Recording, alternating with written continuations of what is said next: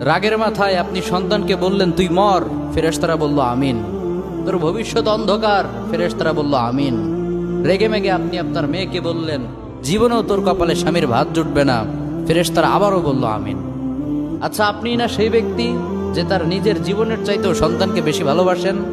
আপনি না সেই ব্যক্তি যে তার সন্তানের জন্য হাসতে হাসতে নিজের জীবনটাও দিয়ে দিতে পারেন? আপনি না সেই ব্যক্তি যে আল্লাহর কাছে নিজের চাইতেও সন্তানের জন্য বেশি দোয়া করে? তাহলে কি করে নিজের হাতে নিজের সন্তানের এত বড় ক্ষতি করতে পারলেন? Doesn't make any sense. Common sense বলতে কিচ্ছু নাই আপনাদের।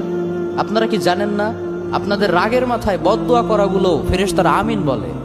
দাওয়াতুল ওয়ালিদ আলা ওয়ালাদি, বাবা মা তার সন্তানের জন্য যেই দোয়া করে সেটা ভালো হোক কিংবা বদদোয়া হোক, আল্লাহ সেটাই কবুল করে নেয়। এজন্য খবরদার, নেভার কার্স ইউর চিলড্রেন। রাগের মাথায় কখনো সন্তানকে অভিশাপ করবেন না। খুব বেশি রাগ উঠে গেলে তার জন্য উল্টা